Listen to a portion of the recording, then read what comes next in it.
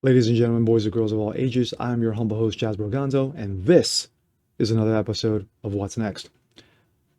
In part one of our part two series, we talked about Donald Trump.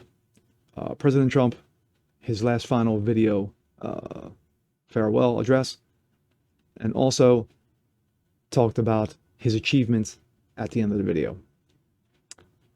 Part two, we now move on to the Biden regime. We'll take a look at look at his highlights, if you can call it that, and also his interesting day on day one. We're going to take a look at that, and then we'll be right back. Check it out. Final steps outside the White House residence. We will watch Marine One as it departs. It's a short ride to Joint Base Andrews.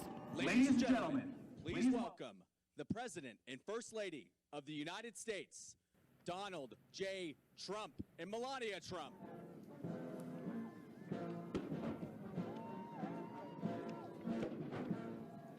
We've gotten so much done that nobody thought would be possible, but I do want to thank Congress, and I want to thank all of the great people of Washington, D.C., all of the people that we worked with to put this miracle together. So, have a good life. We will see you soon. Thank you. Thank you very much. Thank you very much. Gracious and merciful God, at this sacred time we come before you in need, indeed on our knees.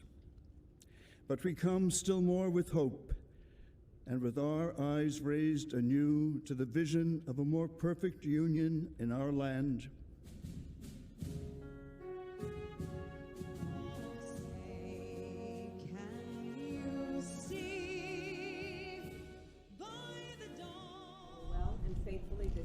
The duties of the office on which I am about to enter. The duties of the office upon which I am about to enter. So help me God.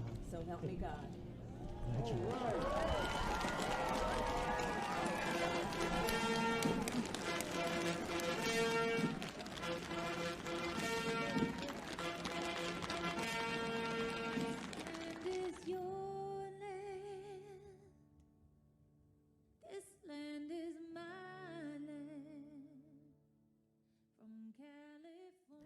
It is now my great privilege and high honor to be the first person to officially introduce the 46th President of the United States, Joseph R. Biden, Jr.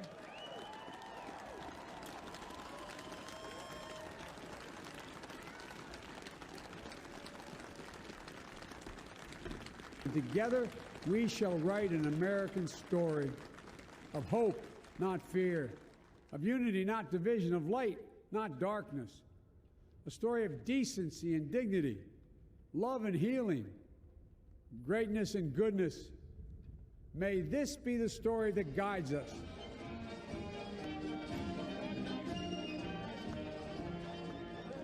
When day comes, we step out of the shade, aflame and unafraid. The new dawn blooms as we free it. For there is always light, if only we're brave enough to see it, if only we're brave enough to be it.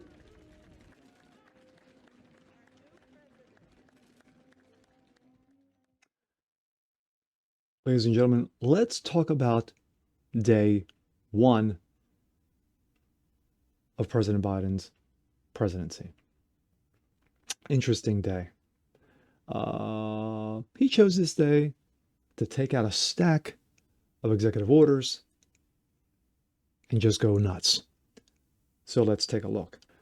Biden's 17 executive orders and other directives in detail. The moves aim to strengthen the projections for young immigrants and construction of President Trump's border wall, a travel ban, prioritize racial equality. Because as we all know, identity politics takes priority. Let's take a look. We're just going to try to skim through these real quick, except for a couple of ones that have gotten my attention specifically, and I'll go into detail.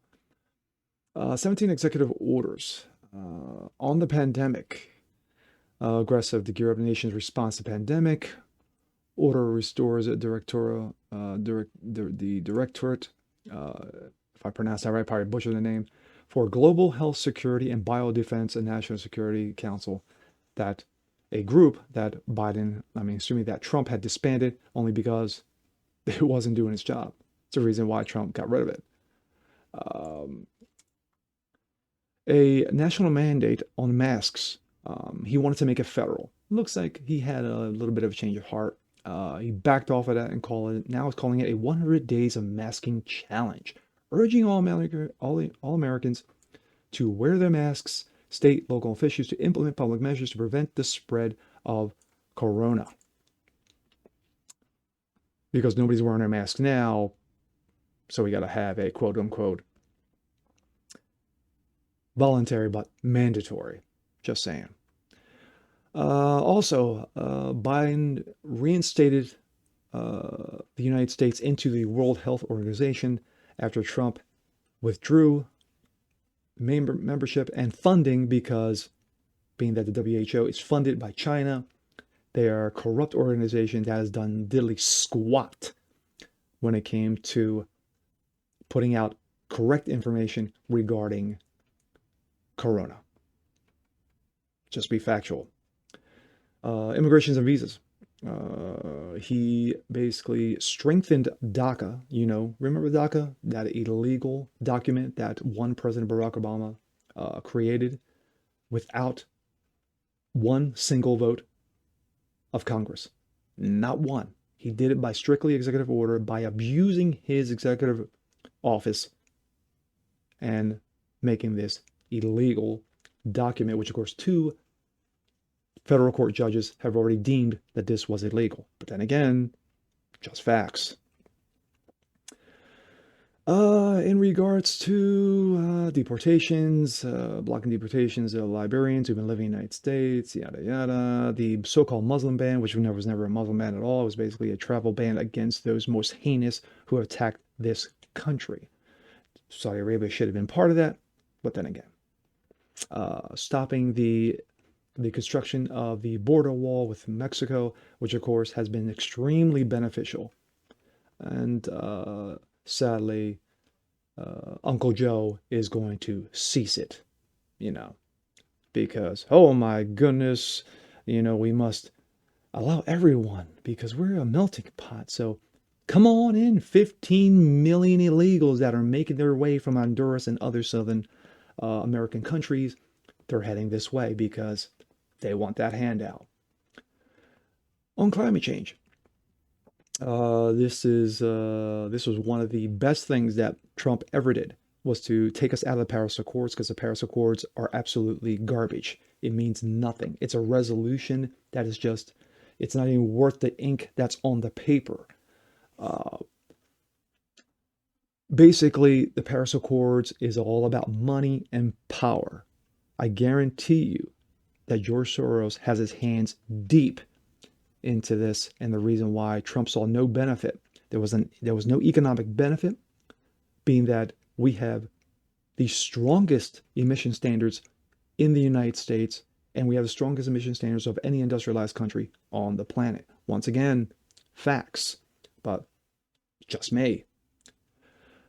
So, and of course, little Greta got involved in this nonsense, the 16-year-old, I think she's now 18, how dare you moment and what have you, being that she knew absolutely nothing of how climate truly conducts itself, science. But anywho, then again, let's keep it moving. This is one of the ones that irked me the most, and that was the Keystone Pipeline Bill. The Keystone Pipeline Bill was extremely beneficial for both Canada and the United States. We're talking 11,000 jobs that were created. 11,000 jobs. Now, with one stroke of the pen, Biden made that go away. He made that go away. So basically, he literally fired 11,000 Americans during a pandemic. Great job, Joe. But if there's any silver lining in this, it is that Canada will be filing lawsuits in regards to stopping this And so they tie this up in courts for a number of years. So right now, this does not go into effect. These 11,000 still have their jobs for now, but we're going to see. Even one Prime Minister, Justin Trudeau, who has a history of being a clown, this time he actually said something smart. He said, I am very disappointed in regards to President Biden's directive in regards to this matter regarding the Keystone Pipeline bill, but we shall see. On racial LGBT equality, Biden ended Trump's administration of the 1776 Commission, which released a report on Monday, historian, that distorted the role of slavery in the United States, among other history, which is absolutely true. The 1619 Project distorts real American history. 1619 is a piece of garbage. It is a trash document that should never be taught in any college or any high school because it extremely distorts what true history is regarding slavery and how it was conducted. The fact of the matter is we already have protections regarding race, regarding disability, regarding ethnicity, regarding gender. We have those in place, and because all 50 states have some sort of racial protections, gender protections under their state, and of course under state constitutions and under the federal constitution. But here's where it gets stupid. And where it gets stupid is the executive order regarding Title IX. Another executive order reinforces Title IX of the Civil Rights Act of '64 that requires the federal government does not discriminate based on sexual orientation or gender identity. A policy that reverses action by the Trump administration. Basically saying, and we saw Biden's reaction during the debates, that, gender identity, transgenderism is on the equal level playing field as being a woman. So if a guy decides to, throw on some sneakers, put a wig on, put some lipstick on, and say, hey, you know what? I feel like a woman today. I'm going to enter a track and field event, and beats 9 other biological women, real women, that's okay. But if a woman, high school, college, what have you, says, no, this is cheating. This is wrong. You cannot have a man pretending to be a woman, jump into a race, beat me and 8 others, and that seems fair, by basically taking away my chance at a scholarship. And other women who are in this, have struggled, who basically have fought, have trained extremely hard to get to that point where they have a chance at scholarships for colleges. We're talking about from high school to college. But according to Biden and those, his handlers that are in his ears saying, well, you know what? This is fair. This is unity. This is equality. No, this is stupid. It is stupid. It is reckless. And it basically insults women across the country. Here's a question that only a few are asking. Where are the feminists? Where are the feminists defending? That should be defending this. That should be standing up and saying, whoa, wait. We as women have a right to scholarships. We as women have a right to go against other women to fight for those scholarships. No. You don't hear one feminist organization. You don't hear NOW. You don't hear any of the blue-haired flannel wearers running around screaming, down with patriarchy, down with misogynism, down with men. No. You don't hear none of them standing up for women because it's garbage. It's absolute garbage. And this is a garbage executive order. Let's move on. I'm going to try to knock this out real quick. On the economy, of course, debt forgiveness. Debt forgiveness. We forgive you. We forgive you. Even though it's going to add to the $27+ trillion in debt that we are in now, and probably is going to push it to around 30, probably by the end of this first or 2 years. Government accountability, freeze on all new regulations. Those were the lowlights. Those were the lowlights. Here's what it comes down to. Is that everyone saw the picture of Biden with that stack of executive orders sitting on the requisite desk. And he's just signing them, la, la, la, la, la, la, la, la, la, la, in between naps, of course. Because every time he falls asleep, Kamala just nudges him and say, hey, you know what, buddy, wake up and sign the next one. This is not a plan just to eliminate Trump's existence regarding the last 4 years, but is going to roll back so many things that benefited us the last 4 years. You've got tens of thousands of businesses, small, medium businesses that are struggling or that are on the verge of closing right now or have closed because of the pandemic. States like New York, California, Michigan, Maryland, Pennsylvania, basically, and many other states that have basically put such heinous and draconian regulations regarding small and medium businesses. Oh, no, we can't have inside, so you got to have outside dining. Okay, I set up outside dining. Well, you can't have outside dining either. Well, the movie company just set up outside dining. Why can't I have it? Oh, no. They're exempt. But you, oh, no, we can't have outside dining. No, sorry. Move on. Here's your little $600 pittance. Remember that $600? Didn't that do so well? How many people retired on getting that $600? I know, I was thinking about it every day. But regardless, as you see, there is a stark difference in this tale of two presidencies. One with 4 years of achievement, which I highlighted in the first video.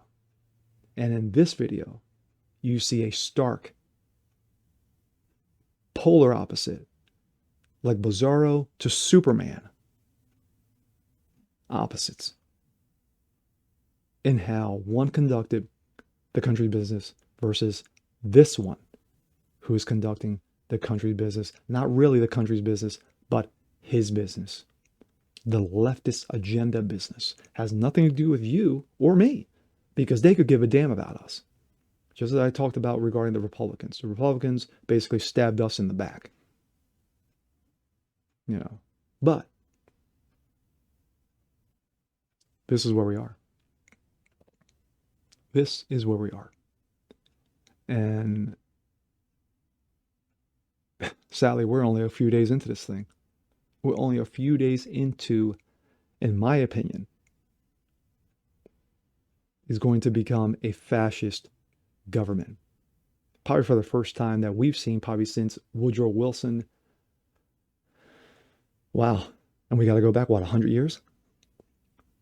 That we saw this Orwellian take towards the Constitution of the United States, the greatest document ever created regarding freedom. Steve Deese, who talked the other day in regards to the ongoing experiment the almost 247 years, I think, experiment of freedom, of capitalism, of opportunity that the world has ever known. We did it. That's why we are great. That's why we are unique. But those like Obama, those like the leftist media, those like the Biden administration now seek to wipe out. When you got Alexandria Cortez, the little bartender running around saying, I'm afraid of Republicans because I may get killed. No, the fact of the matter is that you need your head examined. You need your meds. And sadly, the little bartender has been off her meds for the last 2-3 years. Someone needs to get her help. I didn't think this video was going to go on that long. I thought this was going to be a short video. I'm probably going to have to cut this bad boy down. But I wanted to get out when I wanted to get out. And say what I wanted to say. Because this is just the beginning, folks. This is just the beginning. And yeah, there's going to be a lot of fodder. There's going to be a lot of memes. There's going to be a lot of misinformation that's going to be thrown out there regarding Biden, because now the media is going, you thought Obama had his butt kissed by this media? You haven't seen anything yet. I mean, they are going to throw nothing but beach balls at him regarding political questions.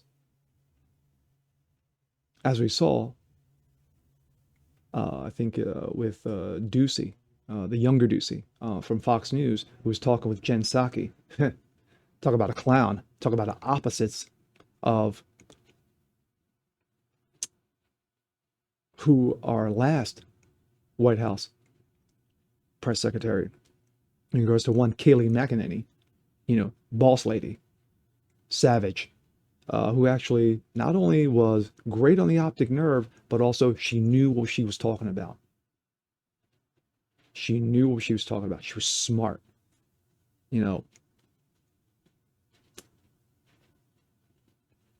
But this is what you have. You're going to have this nonsense continue on and on and on for the next 4 years.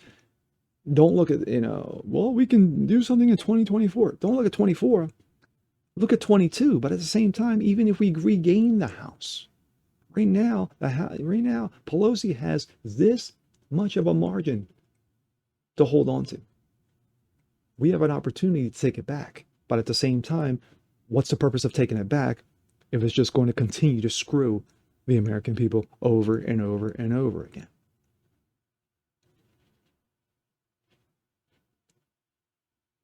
It's going to be a long 4 year, folks. It's going to be a long 4 years. It is going to be very interesting. But with that said, I'm your humble host, Jazz Borganzo. This is What's Next. And we see you guys next time. Peace.